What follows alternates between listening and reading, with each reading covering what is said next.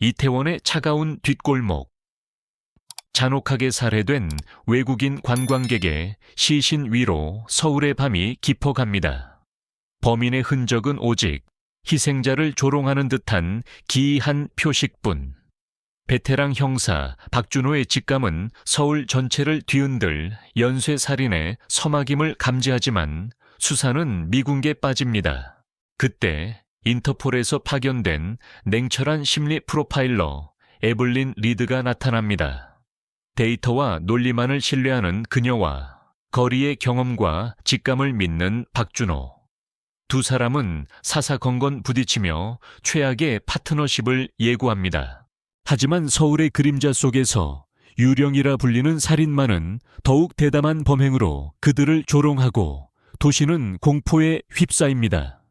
과연 이 어울리지 않는 두 사람은 서로의 상처를 보듬고 괴물의 심리를 꿰뚫어 이 끔찍한 비극을 멈출 수 있을까요? 서울의 심장, 이태원의 밤은 언제나처럼 수많은 불빛과 언어로 소란스러웠다. 하지만 그 소란이 닿지 않는 어둡고 축축한 뒷골목, 세상의 모든 소음이 거짓말처럼 증발해버린 그곳에서는 오직 경찰차의 경광등만이 차가운 아스팔트와 낡은 벽돌담을 집요하게 핥고 있었다. 붉고 푸른 섬광은 좁은 공간을 채우며 이제는 싸늘하게 식어버린 젊은 여성의 육신 위로 음산한 춤을 추었다. 서울지방경찰청 강력계의 베테랑 형사 박준호는 폴리스 라인을 거칠게 걷어내며 안으로 들어섰다. 그의 얼굴에는 도시의 밤이 새겨놓은 깊은 피로와 냉소가 뒤섞여 있었다. 15년. 달아빠진 구두굽만큼이나 달아버린 그의 감정선은 웬만한 비극 앞에서는 좀처럼 흔들리지 않았다. 하지만 오늘 밤 공기 중에 떠도는 죽음의 냄새는 유독 그의 신경을 날카롭게 찔렀다. 시온베님, 젊은 후배 형사가 다가와 고개를 숙였다. 그의 얼굴에는 경험 부족이 낳은 혼란과 공포가 역력했다. 피해자는 캐나다 국적의 20대 여성 사라 젠슨. 관광객입니다. 사인은 교살로 추정됩니다. 저항흔은 거의 없고 현장이 너무 깨끗합니다. 준호는 말없이 고개를 끄덕였다. 그의 매서운 눈이 현장을 훑었다. 후배의 말대로였다. 너무 깨끗하다. 마치 잘 짜인 연극 무대 같았다. 격렬한 싸움의 흔적도, 범인이 남겼을 법한 미세한 섬유 조각이나 발자국도 보이지 않았다. 비 온 뒤에 축축한 바닥은 범인의 모든 흔적을 집어삼킨 듯 고요했다. 이것은 단순한 살인이 아니었다. 철저하게 계획되고 통제된 의식이었다. 그는 천천히 시신으로 다가갔다. 하얀 천이 덮이기 전 그는 젊은 여성의 얼굴을 마주했다. 낯선 이국 땅에서 맞이한 공포와 고통이 그녀의 푸른 눈동자 속에 영원히 박제되어 있었다. 그 순간 준호의 뇌리를 스치는 날카로운 기억에 파편이 있었다. 불과 8시간 전 광화문 광장에서 순찰을 돌던 그에게 길을 물었던 바로 그 얼굴이었다. 지도 앱이 서툴다며 수줍게 웃던 앳된 미소. 서울타워로 가는 가장 빠른 길을 물었던 그녀에게 그는 무심하게 손가락으로 방향을 가리켜 주었을 뿐이었다.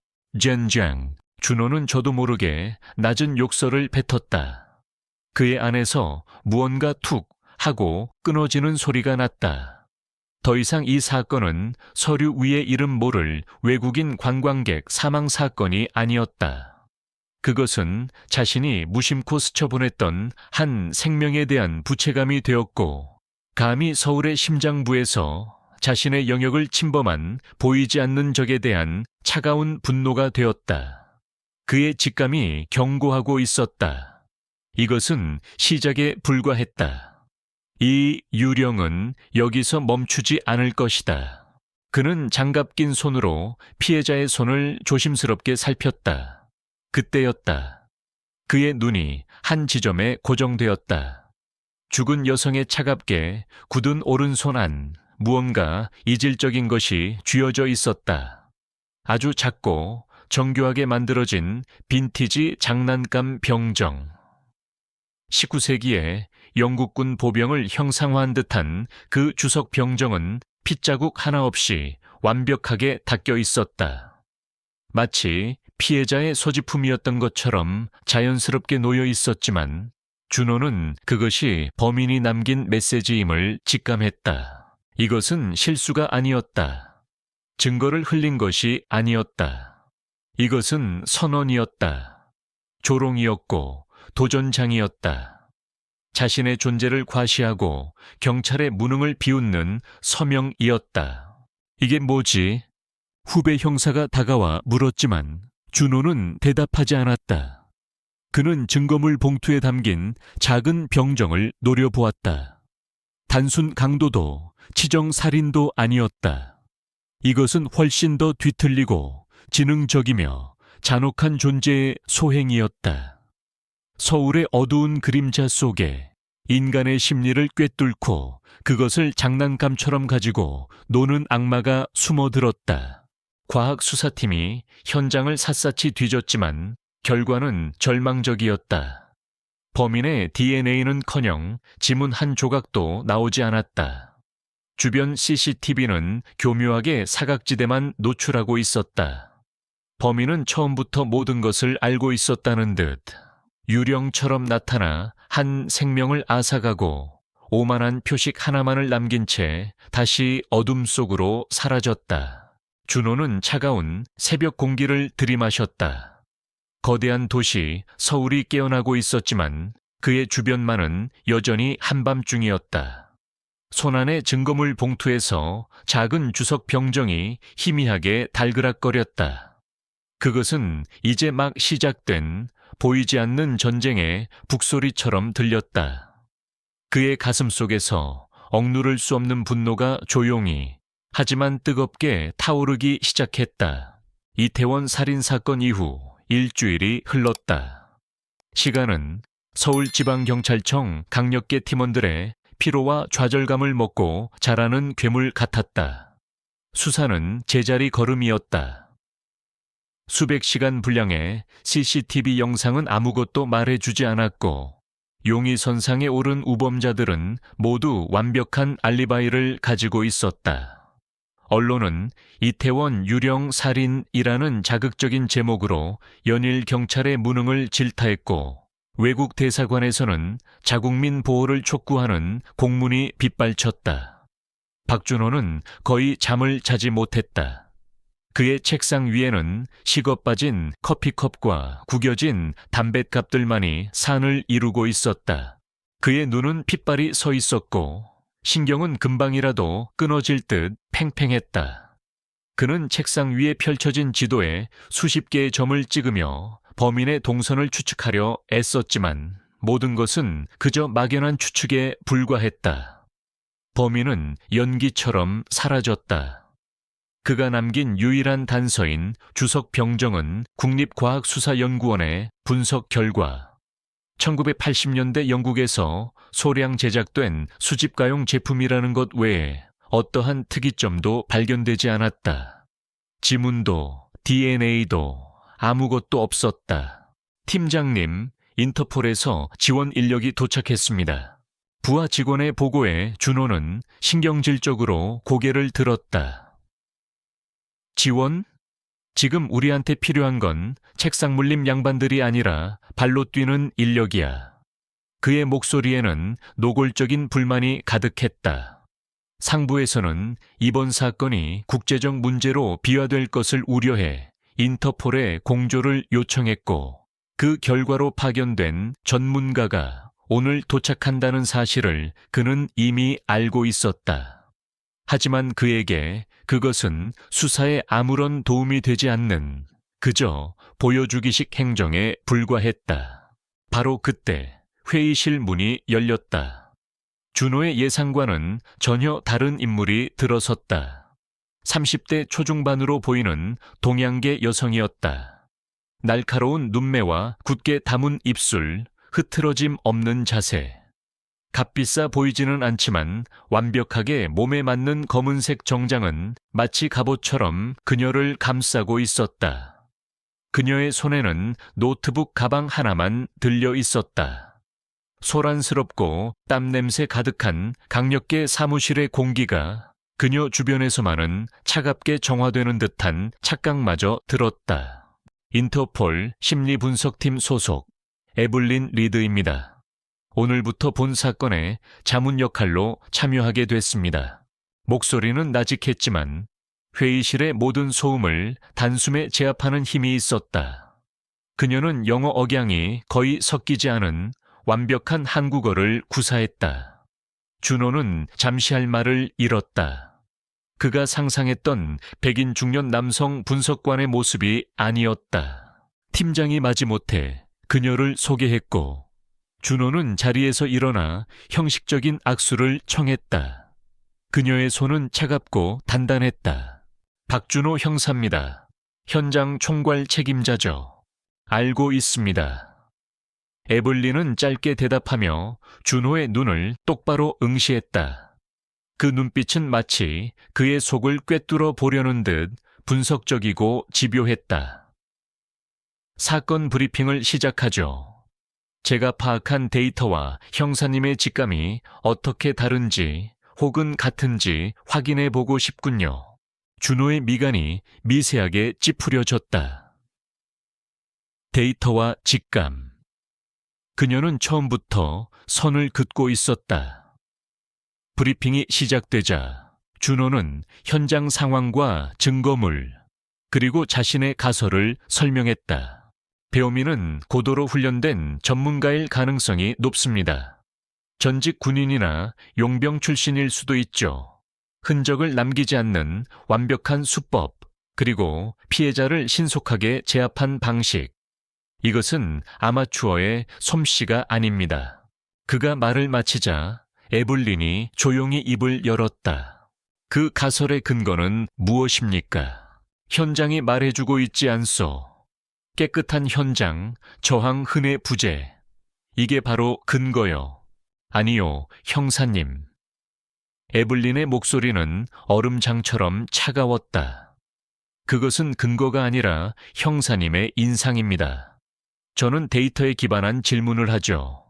왜 피해자는 사라 젠슨이었을까요? 수많은 관광객 중 왜 그녀였죠? 그녀의 SNS, 이메일, 통화 기록에서 특이점은 발견됐습니까? 모두 확인했소. 평범한 관광객이었어. 특별한 원한 관계는 없었소. 그렇다면 범인은 왜 이태원을 선택했을까요? 서울에는 외국인 관광객이 많은 곳이 넘쳐납니다. 명동, 홍대, 강남. 왜 하필 이태원의 어둡고 좁은 뒷골목이었을까요? 그 장소가 범인에게 어떤 상징적인 의미를 가지는 걸까요? 준호는 말문이 막혔다. 그에게 장소는 그저 범행이 일어난 좌표에 불과했다. 하지만 그녀는 장소의 의미를 묻고 있었다. 가장 중요한 질문입니다. 에블린은 회의실 스크린에 떠있는 주석 병정 사진을 가리켰다. 왜 하필 영국군 병정이었을까요? 범인은 왜 이 서명을 남겼을까요? 이것은 단순한 과시욕이 아닙니다. 이것은 그의 판타지의 일부예요. 그의 뒤틀린 세상 속에서 이 병정은 아주 중요한 역할을 하고 있을 겁니다. 우리는 이 병정이 그의 무의식 속에서 어떤 의미를 가지는지 알아내야만 해요. 물리적인 흔적이 아니라 행동의 흔적을 쫓아야 합니다. 준호는 실소를 터뜨렸다. 심리학 강의는 대학 가서 들으시오. 분석관. 범죄자는 흔적을 남기고 우리는 그 흔적을 찾는 거요. 무슨 판타지니 무의식이니 하는 뜬구름 잡는 소리는 수사에 아무런 도움이 안 돼.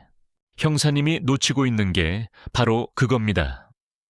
에블린은 한치의 물러섬도 없었다. 범인은 물리적인 흔적을 남기지 않았어요. 대신 자신의 심리 전체를 이 현장에 쏟아부었죠. 이건 우리에게 보내는 초대장입니다. 자신의 세계로 들어오라는.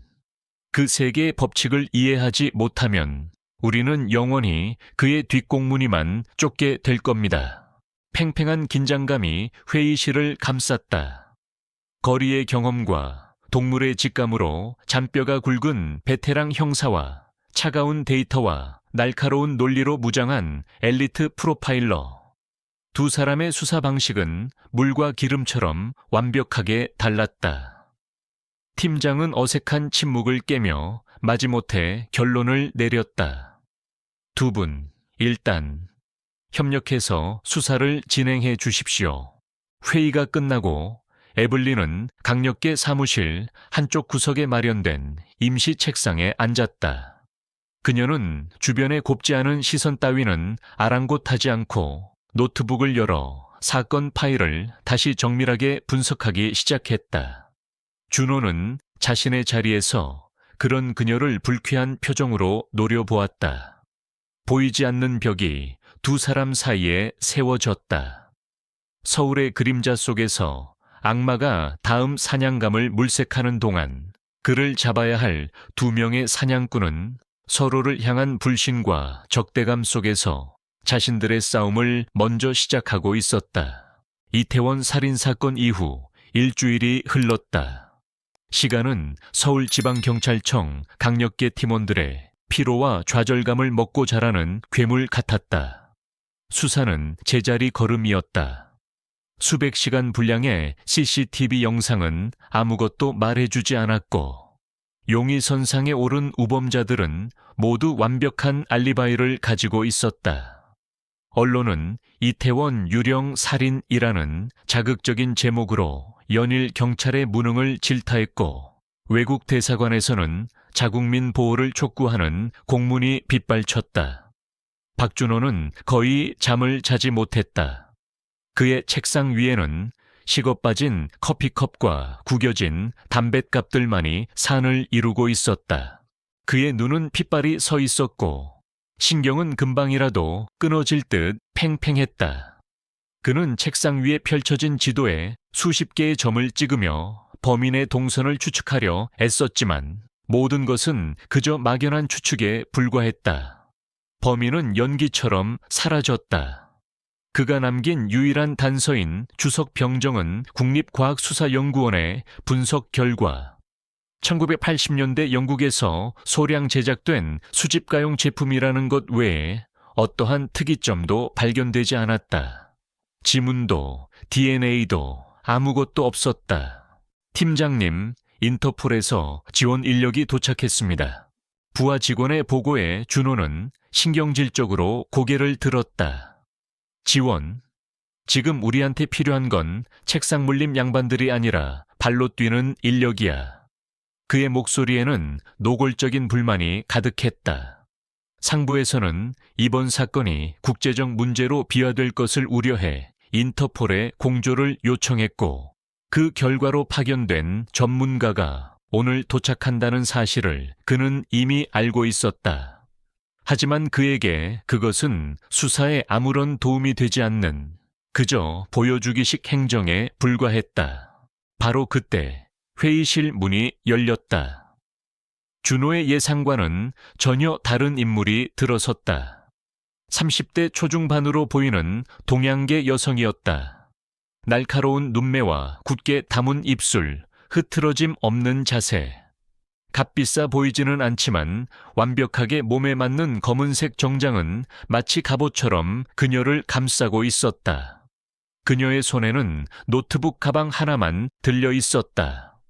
소란스럽고 땀 냄새 가득한 강력계 사무실의 공기가 그녀 주변에서만은 차갑게 정화되는 듯한 착각마저 들었다. 인터폴 심리분석팀 소속 에블린 리드입니다.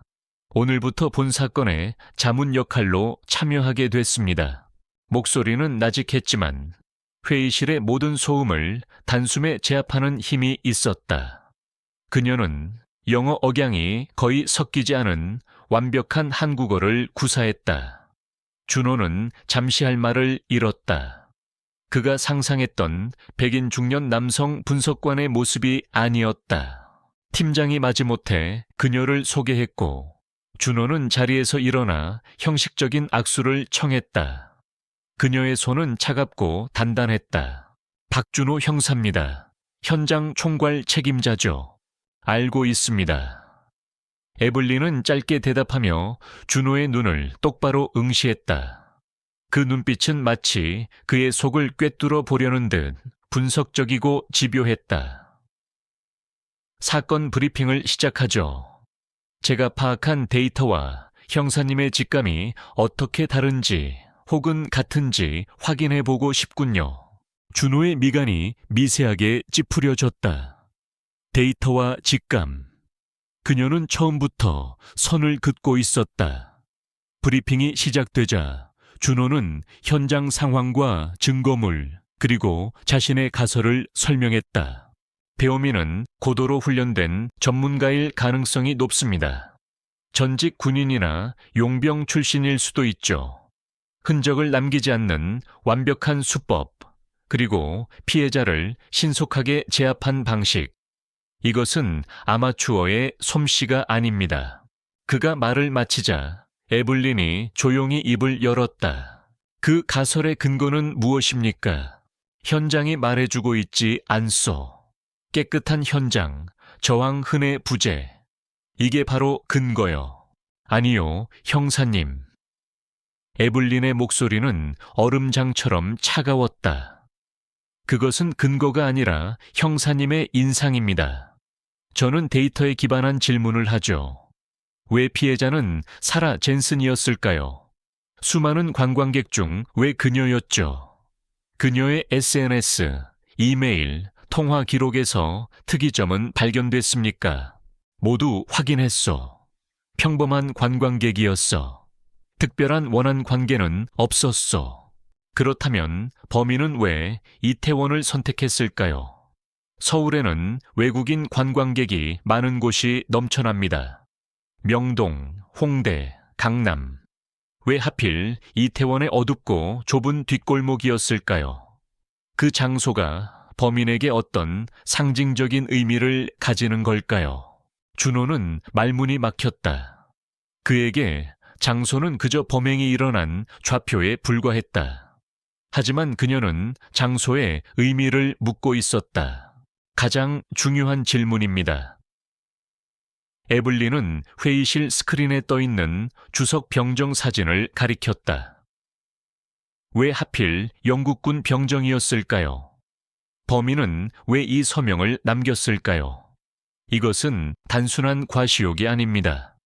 이것은 그의 판타지의 일부예요. 그의 뒤틀린 세상 속에서 이 병정은 아주 중요한 역할을 하고 있을 겁니다. 우리는 이 병정이 그의 무의식 속에서 어떤 의미를 가지는지 알아내야만 해요. 물리적인 흔적이 아니라 행동의 흔적을 쫓아야 합니다. 준호는 실소를 터뜨렸다.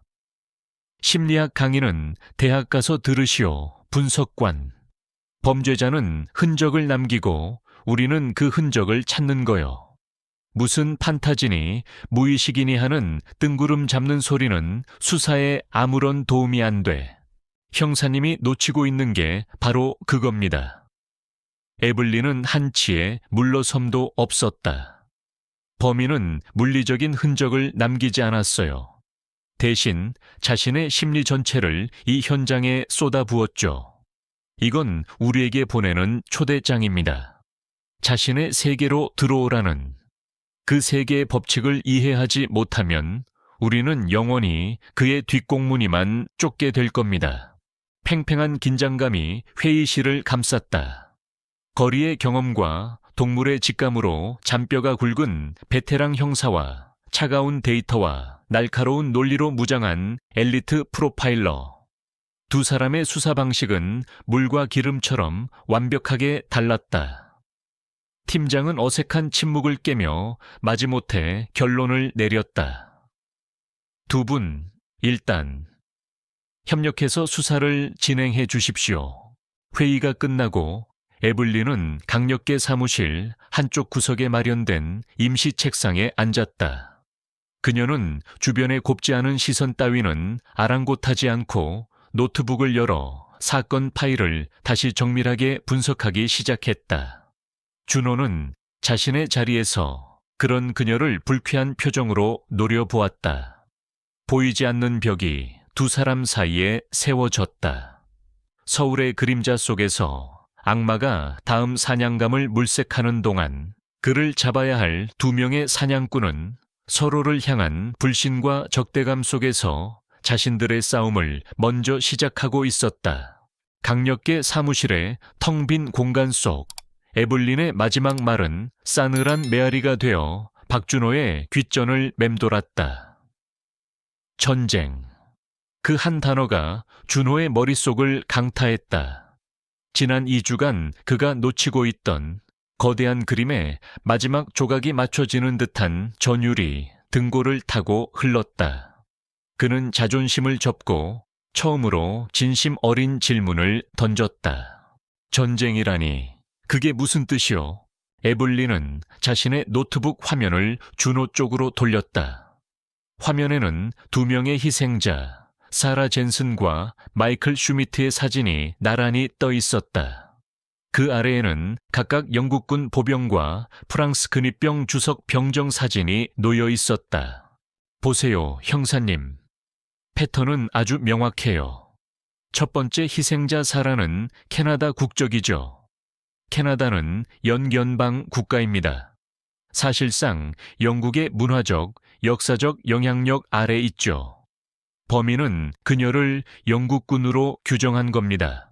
그녀의 손가락이 두 번째 희생자의 사진으로 옮겨갔다. 마이클 슈미트는 독일인입니다. 역사적으로 독일은 프랑스와 대륙의 패권을 두고 수없이 다퉜죠. 범인의 머릿속에서 그는 프랑스군의 대리인이 된 겁니다. 워털루 전투 혹은 그 이전의 수많은 전쟁들. 범인은 영국과 프랑스의 대리전을 서울 한복판에서 벌이고 있는 거예요. 준호는 숨을 삼켰다. 에블린의 논리는 비약처럼 들렸지만 소름 끼치도록 일관성이 있었다. 장소 또한 마찬가지입니다. 에블린은 서울 지도를 화면에 띄웠다. 이태원. 한국에서 가장 이질적이고 다양한 외국 문화가 뒤섞인 곳이죠. 미군 기지가 있었던 상징성 때문에 범인에게 이곳은 외부 세력, 즉 침략군의 영토였을 겁니다. 그는 자신의 전쟁을 시작할 첫 번째 장소로 가장 완벽한 곳을 고른 거예요. 그럼 삼청동은 한국의 전통과 역사가 가장 잘 보존된 곳 중 하나입니다. 고궁과 갤러리가 공존하죠.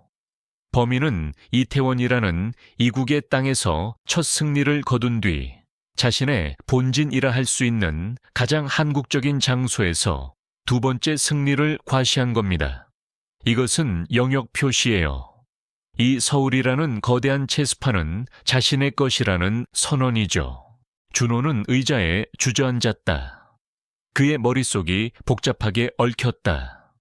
그렇다면 범인은 대체 누구인가? 단순한 미치광이가 아니었다. 이토록 치밀한 상징과 역사를 엮어 살인을 저지르는 자는 보통 사람이 아니었다. 가장 중요한 건 이 서명입니다. 에블린은 다시 주석 병정 사진을 확대했다. 국과수 분석 결과 두 병정 모두 같은 장인이 만든 한정판 시리즈라는 게 밝혀졌죠. 이건 범인이 고도의 수집가라는 증거예요. 하지만 더 중요한 건 범인이 이 병정을 다루는 방식입니다. 그녀는 현장 사진을 나란히 띄웠다. 사진 속 병정들은 희생자의 손 안에 마치 원래 그 자리에 있었던 것처럼 완벽한 각도와 자세로 놓여 있었다. 이건 과실을 넘어선 집착입니다.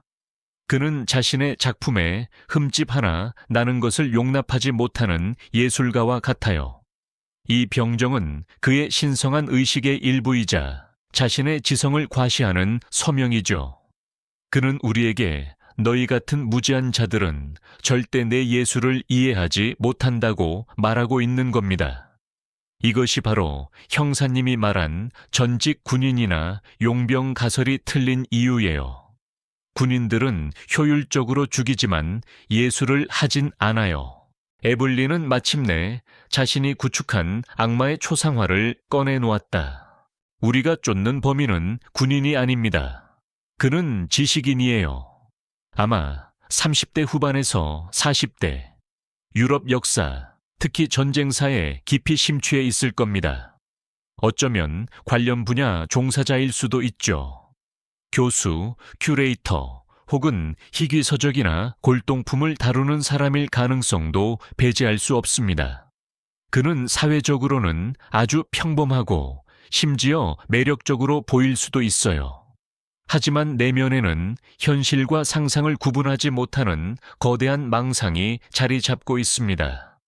그는 스스로를 역사를 심판하는 심판자 혹은 전쟁을 지휘하는 사령관이라고 여기고 있죠.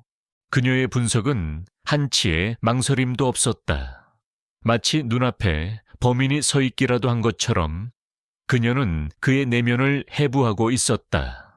그는 극도로 꼼꼼하고 인내심이 강하며 주변 환경에 대한 통제력이 완벽합니다. 아마도 그는 범행 전에 몇 주고 몇 달이고 현장을 답사하고 모든 변수를 계산했을 거예요. 희생자들은 무작위로 선택된 것이 아닙니다. 범인의 역사극에 필요한 배역으로서 철저하게 관찰되고 선택된 배우들이에요. 준호는 마른 침을 삼켰다. 에블린이 그려낸 악마의 모습은 그가 지금껏 상대해왔던 그 어떤 범죄자와도 달랐다. 육체적인 힘이 아닌 뒤틀린 지성으로 무장한 괴물. 그의 가장 큰 특징이자 약점은 바로 나르시시즘입니다. 에블린은 준호의 눈을 똑바로 바라보았다. 그는 자신의 지성과 예술성을 경멸받는 것을 견디지 못할 겁니다. 지금쯤 그는 언론과 경찰이 자신의 작품을 이해하지 못하고 그저 묻지마 살인으로 떠들어대는 것에 극도의 불만과 분노를 느끼고 있을 거예요. 그는 인정받고 싶어 합니다. 자신의 이 위대한 전쟁을 알아봐줄 누군가를 간절히 원하고 있죠. 에블린의 말은 예언처럼 들렸다. 그래서 그는 다음 단계로 나아갈 겁니다. 더 이상 이런 은유적인 메시지에 만족하지 못하고 우리에게 직접 말을 걸어올 거예요. 자신의 존재를, 자신의 위대함을 증명하기 위해서. 그 순간 준호는 깨달았다. 에블린이 범인의 심리를 꿰뚫어 보는 것이 어쩌면 그들이 가진 유일한 무기일지도 모른다는 것을. 그는 지난 2주간 그녀를 무시했던 자신이 어리석었음을 인정해야만 했다. 서울의 그림자 속 악마를 잡기 위해서는 그의 직감만으로는 부족했다. 악마의 머릿속으로 직접 들어갈 수 있는 또 다른 괴물이 필요했다. 그리고 그 괴물은 지금 그의 눈앞에 앉아 있었다. 에블린이 악마의 초상화를 그려낸 그날 이후 강력계 사무실의 공기는 완전히 바뀌었다. 박준호는 더 이상 에블린을 무시하거나 그녀의 방식을 비웃지 않았다. 그의 동물적인 직감과 그녀의 얼음처럼 차가운 분석력은 어색한 동맹을 맺었다.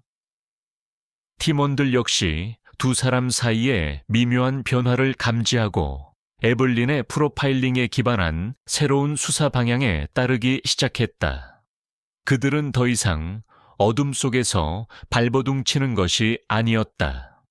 그들은 이제 괴물의 심리 지도 위에서 조심스럽게 다음 행보를 예측하고 있었다. 하지만 기다림은 길었다. 범인은 마치 동면에 들어간 뱀처럼 아무런 움직임도 보이지 않았다. 도시의 공포는 조금씩 일상에 묻히는 듯했지만 준호와 에블린은 알고 있었다. 이것은 폭풍 전의 고요함이라는 것을. 범인은 지금쯤 자신의 다음 작품을 구상하며 희열을 느끼고 있을 터였다. 그는 자신의 지성을 알아봐줄 적수를 만났다는 사실에 흥분하고 있을지도 몰랐다. 그리고 마침내 범인이 응답했다. 그것은 요란한 경고나 또 다른 시신이 아니었다. 서울지방경찰청 강력계 앞으로 배달된 박준호 형사 앞으로 온 평범한 서류 봉투 하나였다. 발신인의 주소는 허위였고 이름도 적혀있지 않았다. 폭발물 처리반 EOD이 긴급 출동하여 사무실 전체를 폐쇄하고 봉투를 정밀 분석했다. 하지만 그 안에는 폭탄이 아닌 훨씬 더 치명적인 것이 들어있었다. 봉투 안에서는 낡아서 누렇게 변색된 지도 한 장과 작은 편지, 그리고 또 하나의 피규어가 나왔다. 하지만 이번 피규어는 주석 병정이 아니었다. 그것은 너무나도 익숙한 대한민국의 경찰 제복을 입고 있는 플라스틱 경찰 피규어였다. 누군가 일부러 더럽힌 듯 피규어의 얼굴에는 검은 얼룩이 묻어 있었다. 지도는 1930년대 서울이 아직 경성이라 불리던 시절의 지도였다. 그리고 그 지도 위 지금의 명동성당 자리에 경찰 피규어는 마치 조롱하듯 쓰러져 있었다. 준호의 심장이 차갑게 가라앉았다. 이것은 그와 경찰 조직 전체를 향한 노골적인 모욕이자 선전포고였다. 그는 떨리는 손으로 정교한 필기체로 쓰인 편지를 집어들었다. 박준호 형사에게 그대와 그대의 꼭두각시들은 지금 나의 게임판 위에서 춤을 추고 있더군. 제법 흥미로운 파트너를 얻은 모양이야. 그녀의 분석은 꽤 날카로웠지만 여전히 내 예술의 깊이를 이해하기엔 턱없이 부족하다. 그대들은 캔버스에 묻은 물감 자국만 핥고 있을 뿐 그림 전체에 담긴 위대한 서사는 보지 못하고 있지. 나는 그대들에게 기회를 주려 한다. 나의 다음 작품을 감상할 수 있는 영광스러운 기회를. 빛과 그림자가 입을 맞추고 이국의 신들이 잠든 곳에서 세 번째 막이 오를 것이다. 나의 배우를 찾아보시게. 물론 그대들이 도착했을 땐 이미 막이 내린 뒤겠지만 유령으로부터. 편지를 다 읽은 준호의 얼굴은 분노로 하얗게 질려 있었다. 하지만 이번에는 소리를 지르거나 무언가를 걷어차지 않았다. 대신 그의 안에서 무언가가 얼음처럼 차갑게 응축되었다. 지난 몇 주간 그를 괴롭혔던 죄책감과 무력감이 이제는 서늘한 사리가 되어 온몸으로 퍼져나갔다. 이 사건은 더 이상 국민을 지키는 경찰의 임무가 아니었다.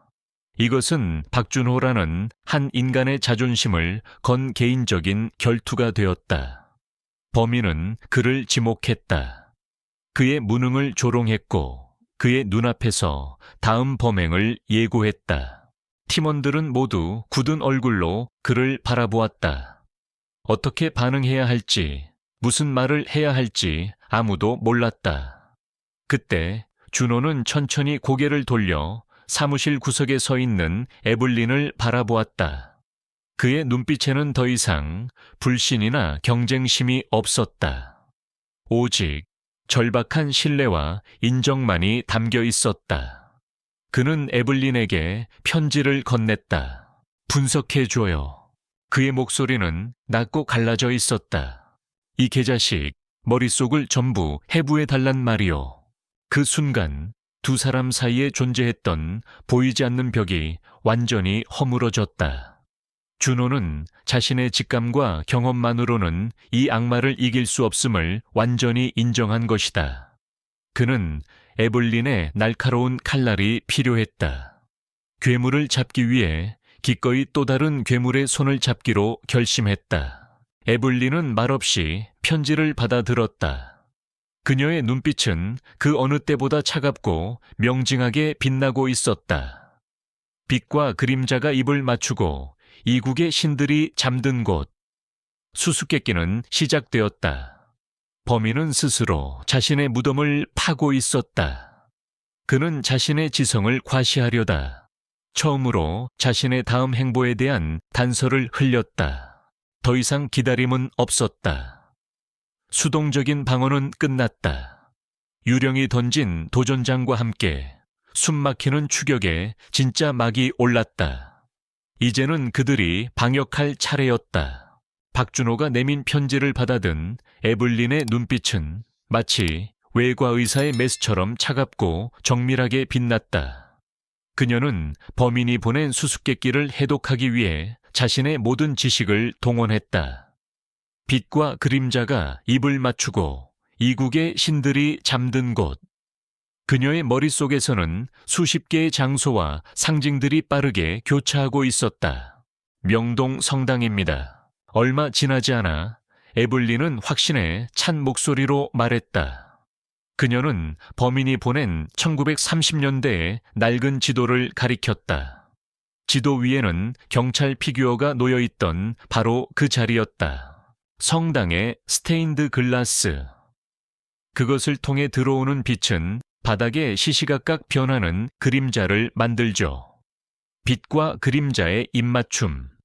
그리고 가톨릭 성당은 서양의 종교, 즉 범인의 관점에서는 이국의 신들을 모시는 곳입니다. 범인은 우리에게 다음 무대를 정확히 알려준 거예요. 준호는 고개를 끄덕였다. 그녀의 논리에는 빈틈이 없었다. 하지만 문제는 그 다음이었다. 명동, 서울에서 가장 혼잡하고 유동 인구가 많은 곳 중 하나다. 그곳에 수사망을 펼치는 것은 건초더미에서 바늘을 찾는 것과 같았다. 범인은 그 혼란을 자신의 방패로 삼을 것이 분명했다. 단순한 잠복근무로는 안 됩니다. 준호가 단호하게 말했다. 그의 목소리에는 이전의 패배감이 아닌 베테랑 형사의 날카로운 판단력이 되살아나 있었다. 그놈은 쥐새끼처럼 영리해요. 경찰 냄새를 1km 밖에서도 맡을 겁니다. 우리가 쫙 깔리는 순간 놈은 연기처럼 사라질 거예요. 맞습니다. 그래서 우리는 놈을 기다리는 게 아니라 놈이 우리에게 오도록 만들어야 합니다. 에블린이 준호의 말을 받았다. 그녀의 눈이 위험하게 빛났다. 이제는 그녀가 방역의 칼을 뽑을 차례였다. 범인의 가장 큰 약점은 나르시시즘, 즉 자기애라고 했죠. 그는 자신의 지성이 세상에게 인정받기를 갈망하고 있어요. 우리는 바로 그 점을 역이용할 겁니다. 그녀가 제안한 계획은 대담하고 위험했다. 그것은 단순한 함정이 아니라 범인의 심리를 겨냥한 정교한 심리전이었다. 다음 날 유력 일간지 사회면에 작은 단독 기사 하나가 실렸다. 이태원 유령 살인, 인터폴 프로파일러 투입으로 새 국면이라는 제목의 기사였다. 기사의 내용은 교묘하게 조작되었다. 인터폴에서 파견된 천재 프로파일러. 이가 범인의 심리를 거의 완벽하게 파악했으며 범인의 수법이 과거 유럽의 미제 살인 사건들을 어설프게 모방한 것에 불과하다고 결론 내렸다는 내용이었다. 기사의 마지막 문장은 범인의 자존심에 비수를 꽂았다. 전문가인은 범인이 지적 우월감에 도취해 있지만 결국 자신만의 독창성은 없는 모방범에 불과하다며 곧 그의 어설픈 연극의 막이 내릴 것이라고 예측했다. 이것은 에블린이 직접 작성하여 의도적으로 언론에 흘린 미끼였다. 범인이 이 기사를 본다면 그는 분노를 참지 못할 것이었다. 자신의 위대한 예술이 어설픈 모방으로 폄하당하는 것을 그는 결코 용납하지 못할 터였다. 그는 자신의 독창성과 위대함을 증명하기 위해 예고했던 세 번째 범행을 반드시 실행해야만 하는 심리적 압박에 놓이게 될 것이었다. 작전 당일, 명동 일대는 보이지 않는 거미줄로 뒤덮였다. 준호는 자신의 모든 경험을 총동원해 작전판을 짰다. 수십 명의 강력계 형사들이 관광객, 노점상, 데이트하는 연인, 심지어 거리에 청소부로 위장한 채 명동 성당 주변에 흩어졌다. 모든 것이 평소의 혼잡한 명동 거리처럼 보였지만 그들의 눈은 먹잇감을 찾는 매처럼 번뜩이고 있었다. 작전의 핵심, 즉 미끼 역할은 강력계의 젊은 여형사 김수진이 맡았다. 그녀는 금발로 염색하고 어설픈 여행객처럼 차려입은 채 혼자 명동 성당 주변을 서성였다. 그녀는 범인의 표적이 되었던 이전 희생자들의 프로필과 완벽하게 일치했다. 그녀의 작은 핸드백 안에는 권총과 함께 초소형 위치 추적기가 들어 있었다.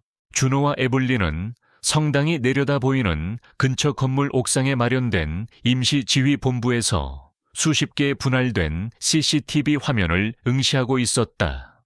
준호의 손에서는 땀이 났고 그의 입은 바짝 말라 있었다. 너무 위험한 계획이야. 만에 하나 우리가 놓치면... 아니요, 그는 반드시 나타납니다. 에블린은 흔들림 없는 목소리로 말했다. 우리는 그의 자존심에 불을 질렀어요. 그는 자신의 예술을 증명하기 위해 가장 완벽한 무대인 이곳에서 보란 듯이 우리의 미끼를 물 겁니다. 시간이 흘렀다. 해가 저물고 명동의 거리는 화려한 넌사인으로 빛나기 시작했다. 수많은 인파가 오갔지만 범인의 그림자는 보이지 않았다. 형사들의 무정의에서는 긴장감 섞인 보고만이 간헐적으로 들려왔다. 바로 그때였다. 팀장님, 4시 방향, 카페 테라스, 용의자 포차. 한 형사의 잠긴 목소리가 무정의를 타고 흘러나왔다. 준호와 에블린의 시선이 동시에 한 모니터에 고정되었다. 카페 야외 테라스에 한 남자가 앉아 있었다. 30대 후반, 깔끔한 캐주얼 차림에 안경을 쓴 지극히 평범해 보이는 남자였다. 그는 커피를 마시며 책을 읽고 있었지만 그의 시선은 아주 짧은 순간 미끼 역할을 하는 김 형사를 향했다가 다시 책으로 돌아갔다. 그 찰나의 시선을 준호의 매서운 눈은 놓치지 않았다. 아직 움직이지 마. 확실해질 때까지 기다려. 준호는 애써 침착함을 유지하며 명령했다. 남자는 1시간 가까이 미동도 없이 그 자리에 앉아 있었다. 마치 길거리의 풍경처럼 완벽하게 자신을 위장하고 있었다. 그러나 에블린은 그의 행동에서 미세한 패턴을 읽어냈다. 그는 사냥 중이에요. 그녀가 나직이 속삭였다. 그의 침착함은 완벽한 통제력의 증거입니다. 그는 지금 가장 완벽한 순간을 기다리고 있어요. 빛과 그림자가 교차하고 주변의 모든 시선이 다른 곳으로 쏠리는 바로 그 순간을. 그녀의 말이 끝나기 무섭게 명동성당의 저녁 미사를 알리는 종소리가 장엄하게 울려 퍼졌다. 관광객들의 시선이 일제히 성당으로 향했다. 바로 그 순간 카페에 앉아있던 남자가 자리에서 일어났다. 그는 책을 가방에 넣고 인파 속으로 자연스럽게 섞여들었다. 그의 동선은 정확히 혼자 서 있는 김 형사를 향하고 있었다. 함정은 작동하기 시작했다. 서울의 혼돈 한복판에서 유령이 마침내 그 모습을 드러내고 있었다. 명동성당의 종소리가 잦아들자 군중의 시선이 흩어지는 바로 그 찰나, 카페에 앉아있던 남자 강민혁이 움직였다. 그는 마치 인파라는 강물에 몸을 맡긴 듯 단 한 번의 망설임이나 부자연스러운 움직임 없이 목표물 김수진 형사에게 접근했다. 그의 얼굴에는 지적인 미소마저 감돌고 있었다. 이것은 그에게 있어 범죄가 아니라 오랜 시간 공들여 준비한 공연의 클라이맥스였다. 저기요. 그가 부드러운 중저음으로 김 형사의 어깨를 가볍게 두드렸다.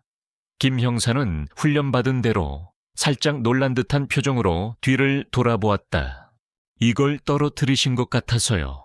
강민혁은 손에 들고 있던 예쁜 손수건을 내밀었다. 김 형사의 것이 아니었지만 그녀는 당황한 여행객처럼 연기하며 손수건을 받아들었다. 아, 감사합니다. 정신이 없어서. 괜찮습니다. 서울은 처음이신가 봐요. 이 근처는 길이 복잡해서 길을 잃기 쉽죠. 그의 접근 방식은 너무나도 세련되고 친절해서 누구도 그를 유령이라 불리는 연쇄살인마라고는 상상조차 할 수 없었다.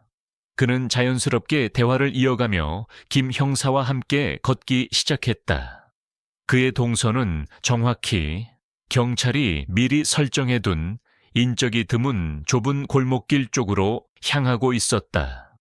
그는 자신의 완벽한 시나리오에 스스로 감탄하고 있었다. 이 어리석은 암사슴을 도살장으로 이끄는 우아한 늑대.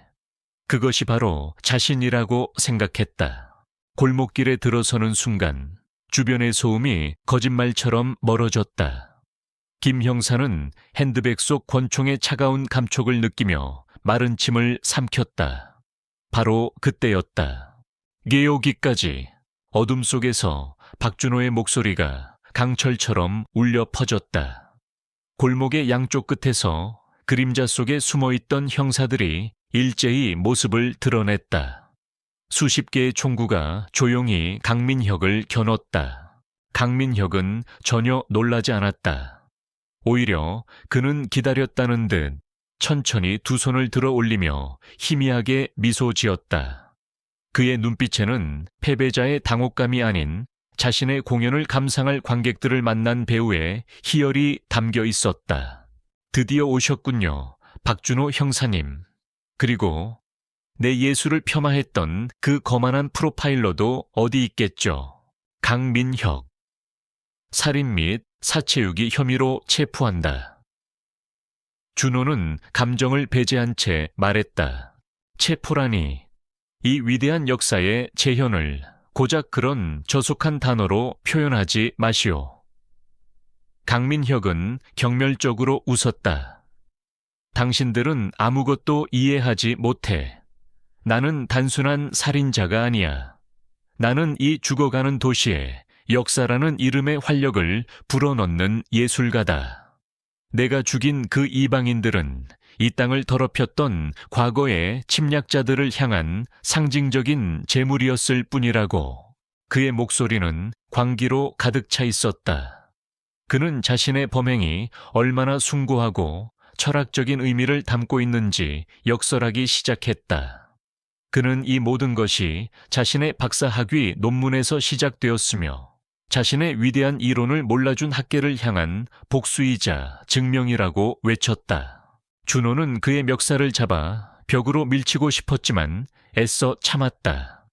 바로 그때 어둠 속에서 또 다른 인물이 걸어 나왔다. 에블린이었다. 그녀의 손에는 총 대신 얇은 서류철 하나가 들려 있었다. 강민혁 씨, 42세, 명문대 역사학과 박사과정 수료, 지도 교수와의 불화 및 논문 표절 의혹으로 학위 취득 실패. 현재는 부모에게 물려받은 건물 임대업으로 생활. 그렇죠. 에블린의 목소리는 얼음처럼 차가웠다.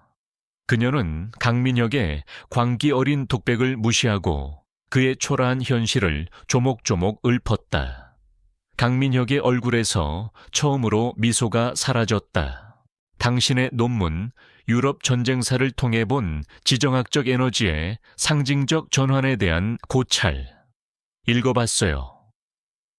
에블린은 서류철을 펼쳐 보였다. 아주 흥미롭더군요.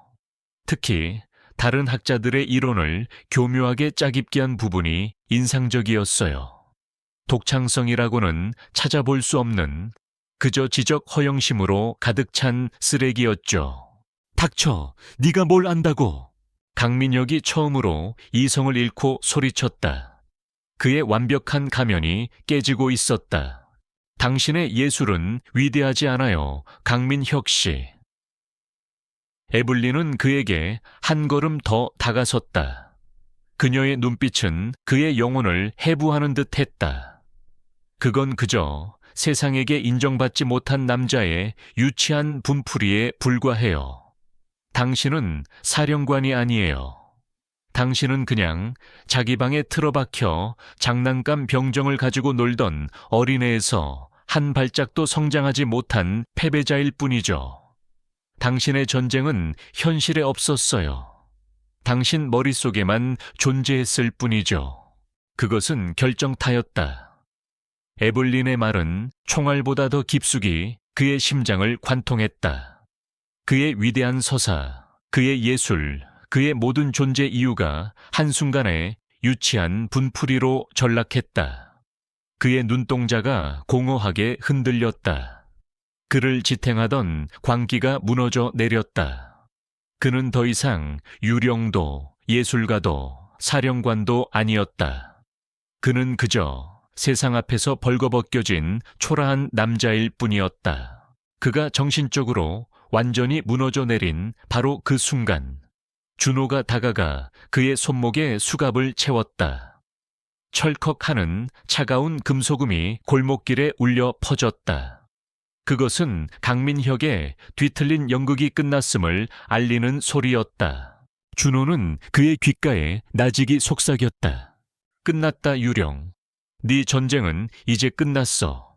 그의 목소리에는 승리자의 환희가 아닌 지독한 악몽에서 깨어난 자의 깊은 피로감이 묻어 있었다. 범인이 잡혔지만 서울의 밤하늘에 새겨진 상처는 쉽게 아물지 않을 터였다. 강민혁이 체포되고 서울의 그림자를 뒤덮었던 공포는 서서히 걷혔다.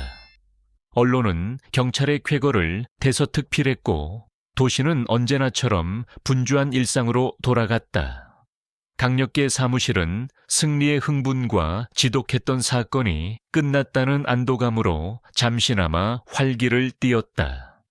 하지만 박준호는 그 소란의 중심에서 한 발짝 비켜나 있었다. 그의 내면에서는 아무것도 끝나지 않았다. 사건 파일이 종결되고 그의 책상 위는 다시 깨끗해졌지만 그의 머릿속은 그 어느 때보다 복잡했다. 그는 종종 텅 빈 사무실에 홀로 남아 증거물 보관 상자에 담긴 작은 주석 병정들과 검게 얼룩진 경찰 피규어를 꺼내보곤 했다. 이전의 그였다면 그것들을 그저 끔찍한 사건의 증거물 혹은 미치광이의 유치한 장난감으로 치부해버렸을 것이다. 하지만 이제 그는 그 작은 인형들 속에서 한 인간의 뒤틀린 영혼과 세상에게 인정받지 못한 지성의 비참한 절규를 보았다. 그것은 여전히 혐오스러웠지만 동시에 그는 그 시면의 끝자락에서 인간이라는 존재의 처연한 슬픔을 어렴풋이 느끼고 있었다. 그는 변하고 있었다. 15년간 범죄의 흔적만을 쫓던 그의 낡은 구두는 이제 인간 심리의 어두운 숲길을 헤매는 법을 배우고 있었다. 그 변화의 중심에는 늘 에블린 리드가 있었다. 며칠 후 준호는 인천국제공항 출국장 앞에 서 있었다. 그의 옆에는 작은 캐리어 하나만을 든 평소의 갑옷 같던 정장이 아닌 편안한 여행복 차림의 에블린이 서 있었다.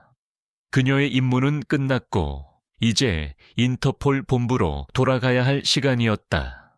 공항의 소음과 분주함 속에서 두 사람 주위만은 어색한 침묵이 감돌았다. 도시가 다시 평화를 찾았네요. 에블린이 먼저 침묵을 깼다. 그녀는 거대한 유리창 너머로 보이는 활주로를 바라보며 말했다. 표면적으로는 그렇죠.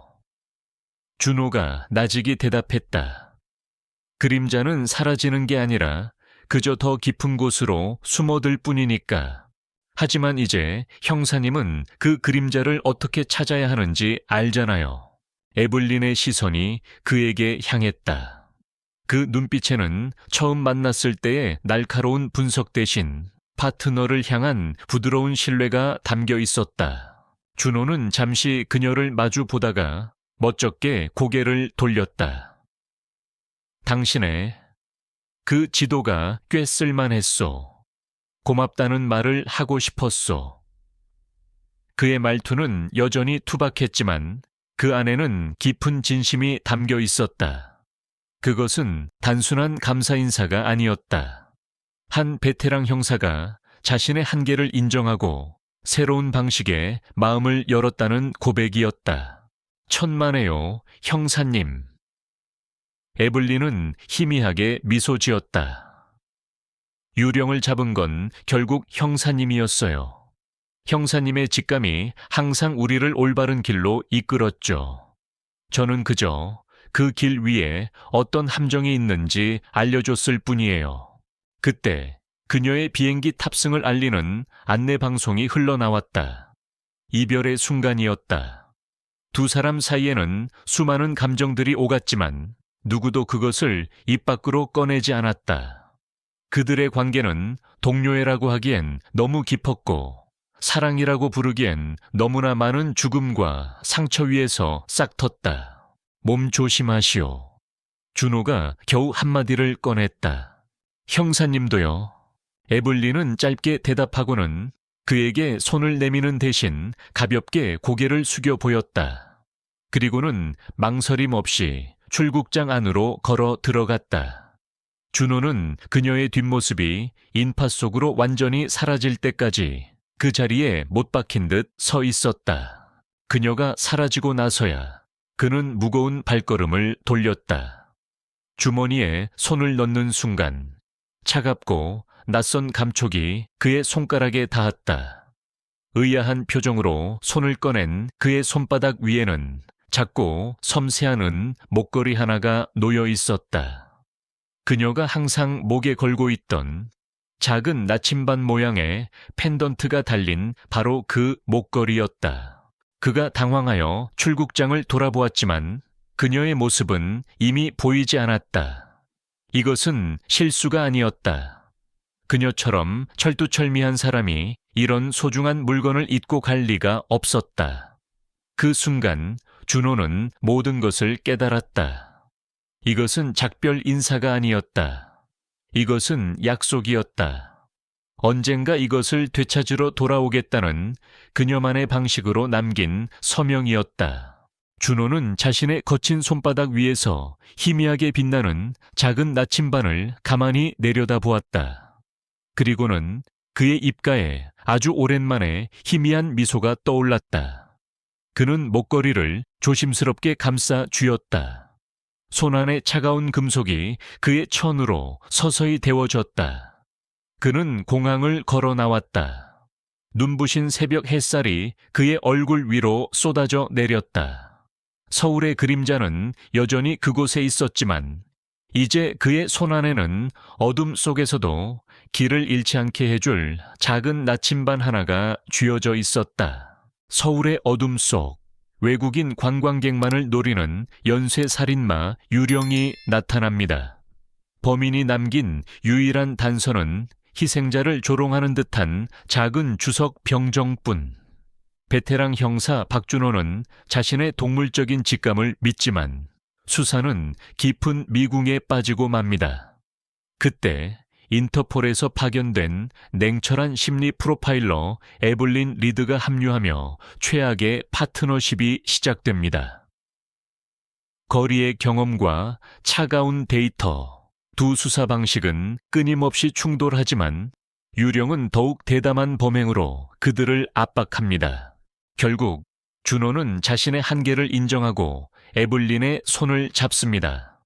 그들은 범인의 뒤틀린 심리를 역이용하는 위험한 덫을 놓고 마침내 광기 어린 예술가의 가면 뒤에 숨은 초라한 진실을 마주하게 됩니다. 이들의 공조는 단순한 사건 해결을 넘어 서로의 상처를 보듬고 성장하는 계기가 되며 헤어짐 속에서 또 다른 만남을 기약하는 희망을 남깁니다. 오늘의 이야기, 서울의 그림자는 여기까지입니다. 이 숨막히는 추격과 두 주인공의 미묘한 감정선을 어떻게 보셨나요? 여러분이 생각하는 최고의 명장면은 어디였는지 댓글로 여러분의 생각을 자유롭게 나눠주세요. 박준호 형사와 에블린 리드 프로파일러가 새로운 사건으로 다시 만나는 후속편을 원하신다면 후속편 원해요 라고 댓글을 남겨주세요.